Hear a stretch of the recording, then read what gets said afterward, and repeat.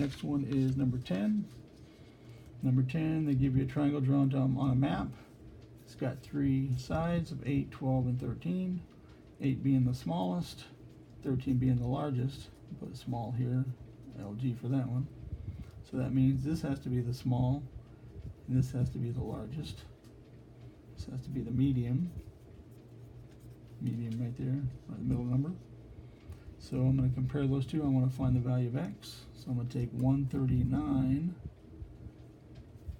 is to 8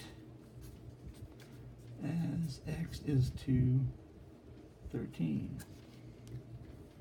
So cross multiply those. I get 139 times 13 divided by 8.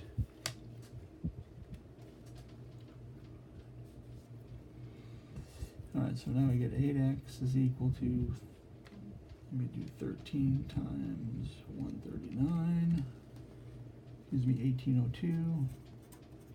And I'm going to divide both sides by 8 because I want to solve for x, the missing side here. And when I divide that by 8, I get approximately 225.875.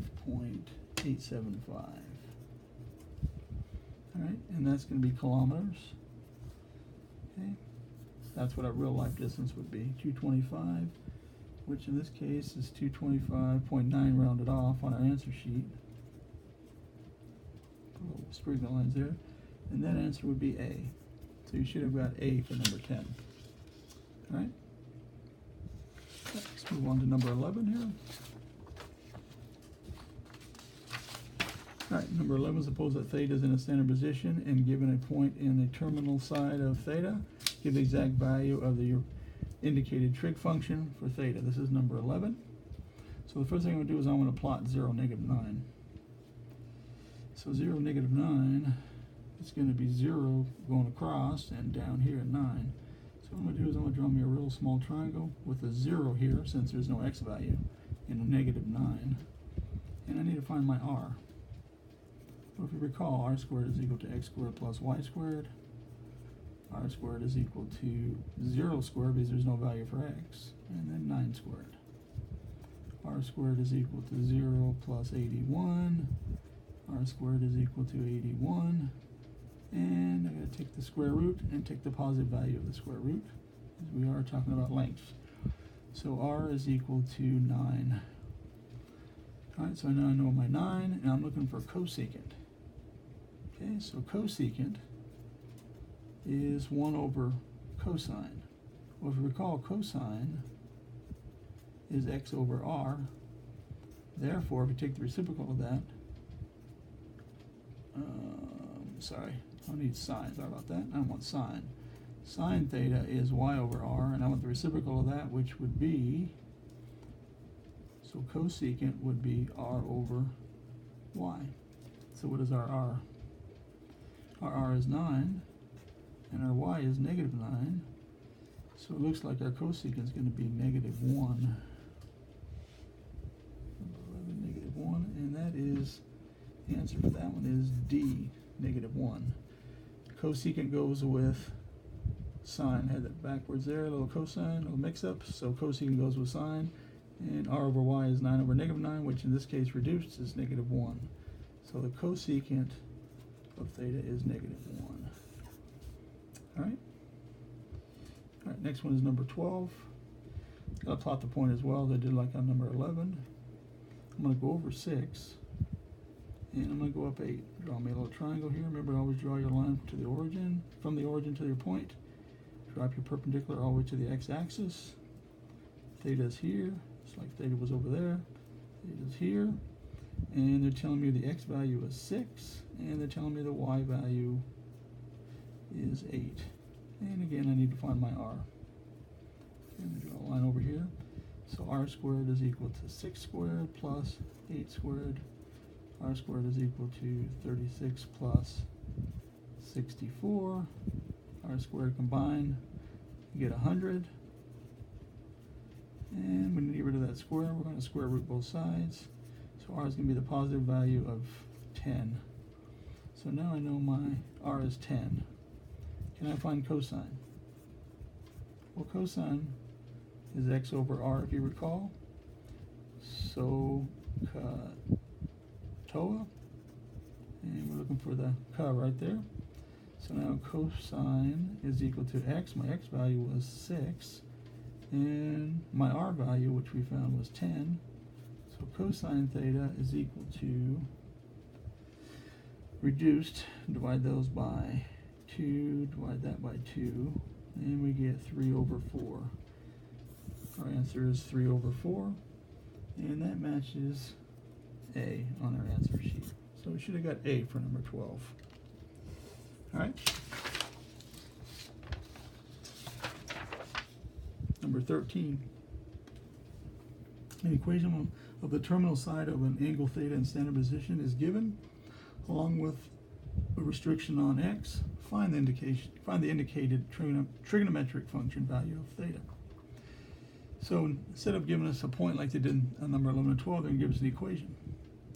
Well, to graph any equation, a linear equation, we need to solve for y. So the first step I want to do is I want to move that 8x on both sides here. So I'm going to subtract 8x on both sides. I get minus 5y is negative 8x. And I'm going to add the 0 so I know what my y-intercept is. All right, next thing is I'm going to divide everything by negative 5. So I get y by itself. I get a slope-intercept form. So now y is equal to positive 8 over 5x. And we got a plus 0. This cancels out here. So now I have a slope of 8 over 5. Ooh, this was a positive when I moved it over. It's a positive. Be careful there. So this is a negative. So we got negative 8 over 5. Sorry about that. This was a negative. A positive y by negative is a negative. So my slope is 8 over 5. And if you recall, slope is y over x.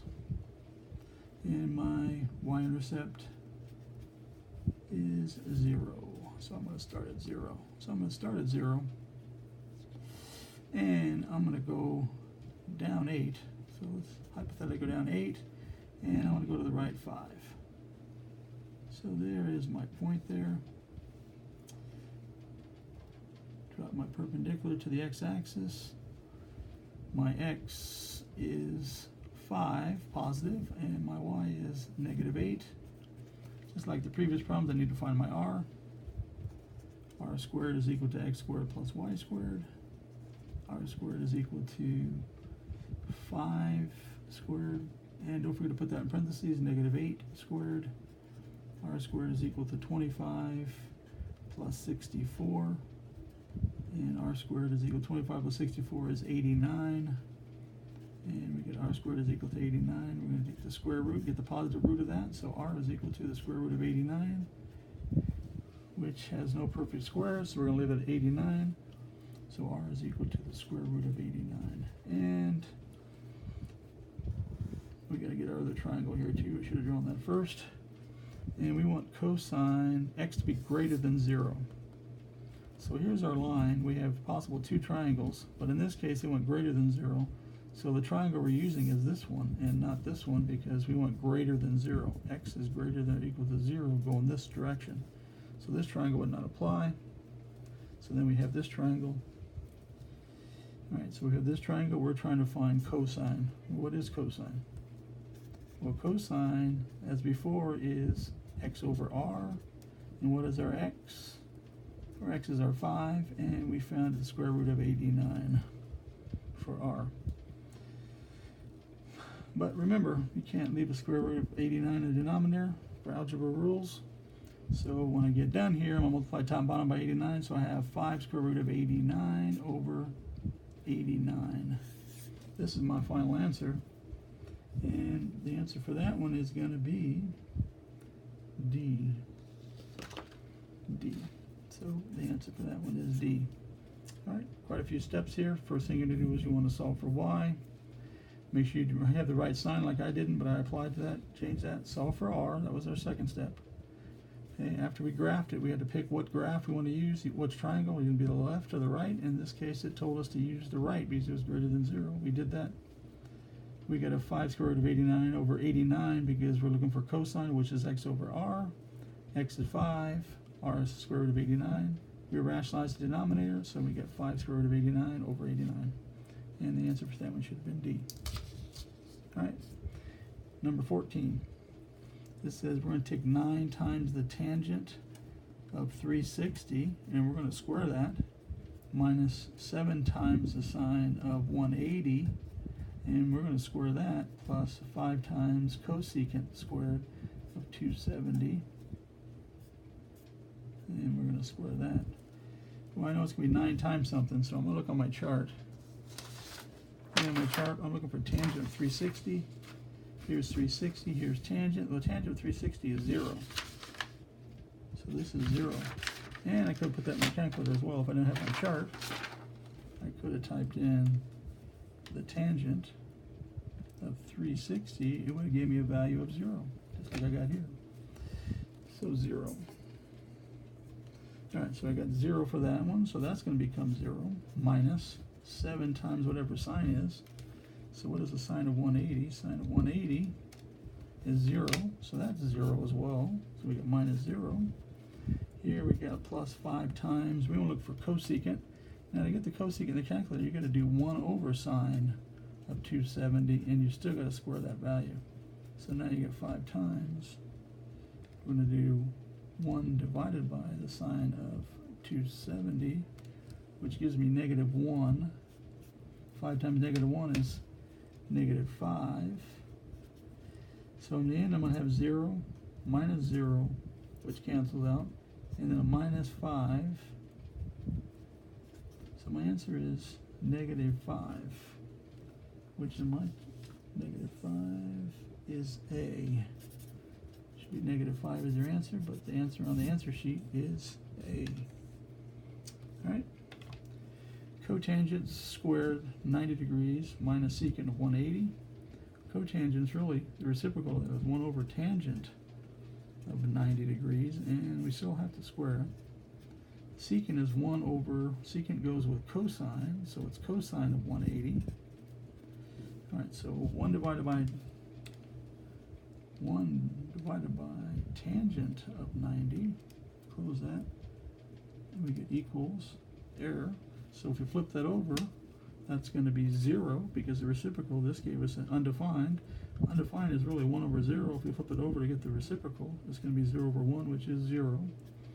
Cosine of 180, so 1 divided by the cosine of 180 is negative 1. So we got a negative and a negative 1, so that's going to give us a positive 1. So positive 1, if we look on our sheet here, positive 1 is the value of D. Is the answer for D for number 15. All right. There's the answer. We got to have D, we got A, and we got D for those 13, 14, and 15.